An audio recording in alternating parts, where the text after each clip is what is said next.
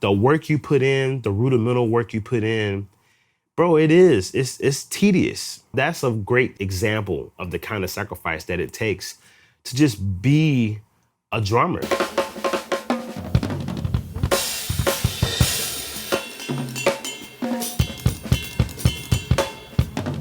People know me probably for this interesting platform that has developed for me because I am an accomplished drummer and a musician, but then I also sing. Here I am now on the road with Snarky Puppy for the past 4 years. And one of the beautiful things about this group, everybody's super intense, bro. Intense, creative people. I call it like a band with a bunch of all-star musicians.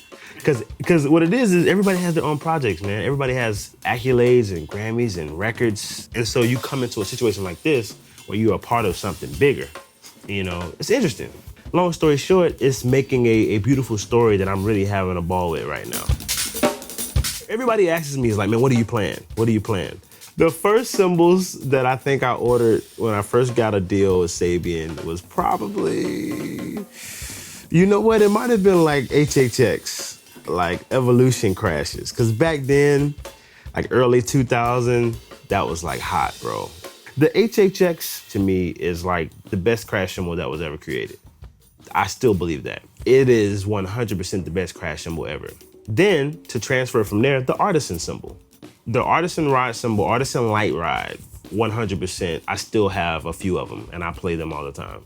The other thing is my stacks. So I have a 20-inch ozone crash, brilliant, with jingles on it. And I have the jingles, like about 3 jingles in between the holes. And then my Apollo hi-hats, the 16-inch hi-hats, have jingles on the bottom of them as well. It's got a certain kind of, like, it's like a little shake to it to give it some slush. You know how you get a slushie and you sip a slushie? And it's like, it's like the flavor jumps all, it's like, that's, you know what I mean?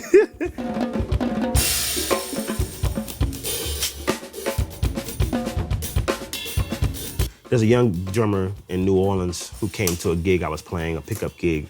And he's like, man, I'm dealing with the Wilcoxon book and I'm learning these excerpts. He's like, but I'm bored.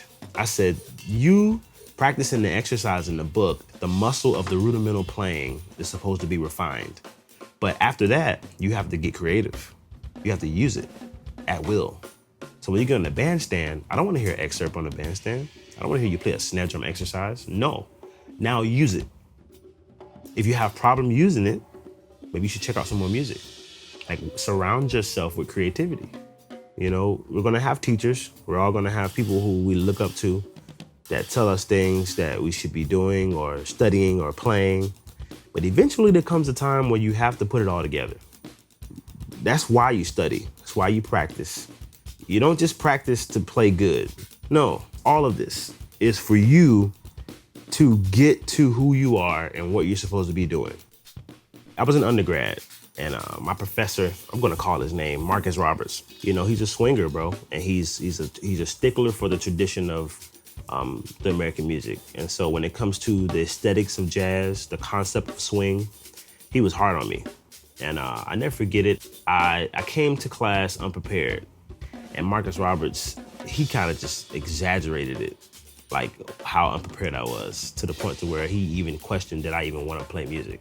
And I remember him saying, you're gonna be a great producer, but I don't think you really wanna play music. And I was touring at the time. That's why I was weird. I'm in Europe, I'm in, Ukraine. I never forget it. First passport and all with Carmen Lundy. Never forget it.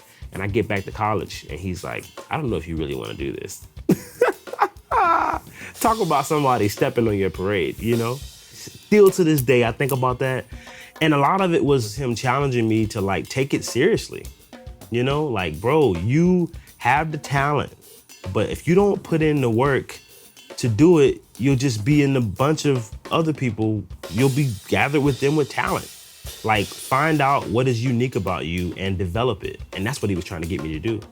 For all those musicians out there who are serious, this is real, man. Sometimes you can get far away from it, not realizing what it really takes. If you have that bug in you though, that beast, that creative beast, cherish it. Because it makes life worth living.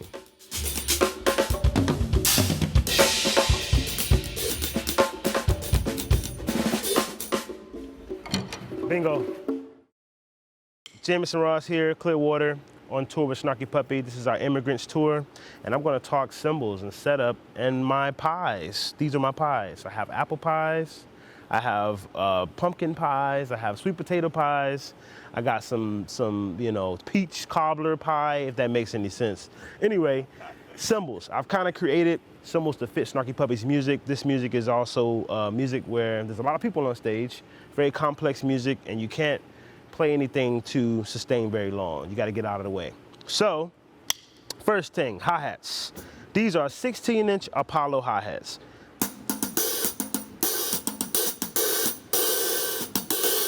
Sound right, don't it? Now the secret is I have 1, 2, 3 jingles on the bottom of the hi-hats.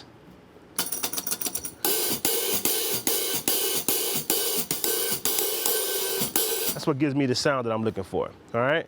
And then I'll go over to the stacks. Right above it, I have a stack. I have a 10-inch Max Stacks China on top of a AAX 10-inch Air Splash.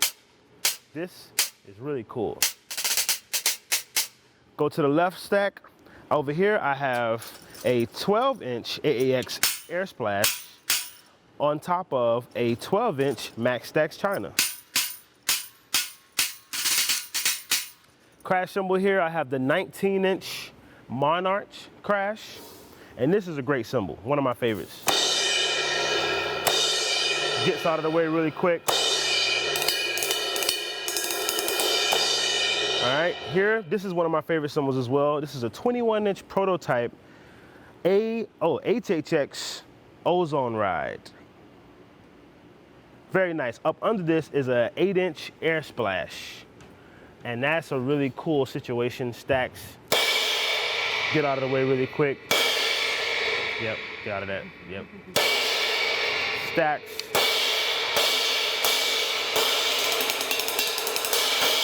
All right, that's my main crash. And to my right, I have a 24-inch Apollo Ride with 6 rivets.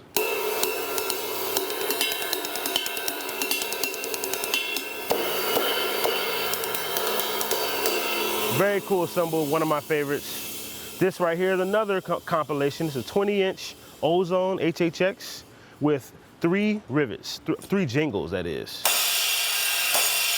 Keep that.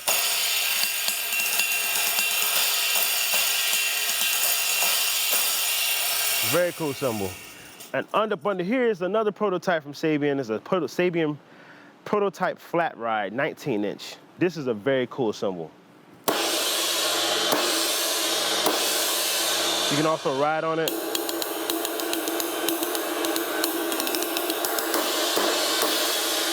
Very, very cool cymbal. I really like this.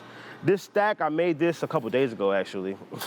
And I put the XSR 16-inch China on the bottom. It's on one of those hi-hat stands, so it can kind of get the big 6-inch gap in between. And I have a 16-inch 6-hat on top.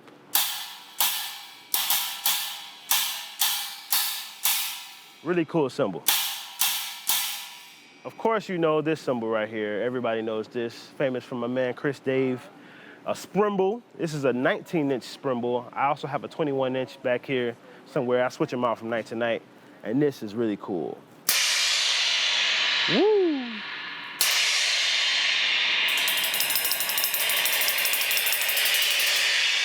Yeah. Another 8-inch splash that has basically 10-inch splash B8 Pro. I have a little cymbal clamp on it, a little 2 wing nuts, and I use this for special effects. So I can put it on any snare drum to sound like I'm hitting like a 808. Also here, that actually sounds better. Down here, this is the last thing I'm gonna show you that I kind of modified from SABIAN. I love modifying SABIAN cymbals for this gig. I have a lot of stuff that's not modified too. Just be creative. This is a hoop crasher where there's about 4 inches cut off so the mic can hit the snare drum and get directly to the sound.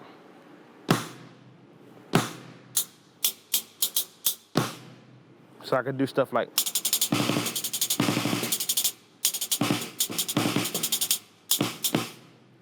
that's my cymbal setup, guys, and I'll play a little bit for you so you can see it, hear what it sounds like. I understand exactly what's going on and how I use it in context.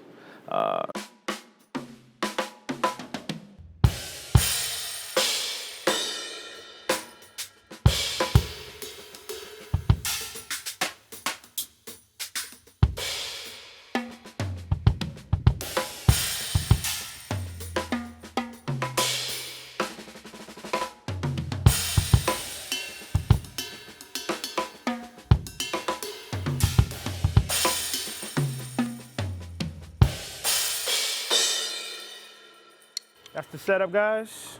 Yeah, any questions? Ha.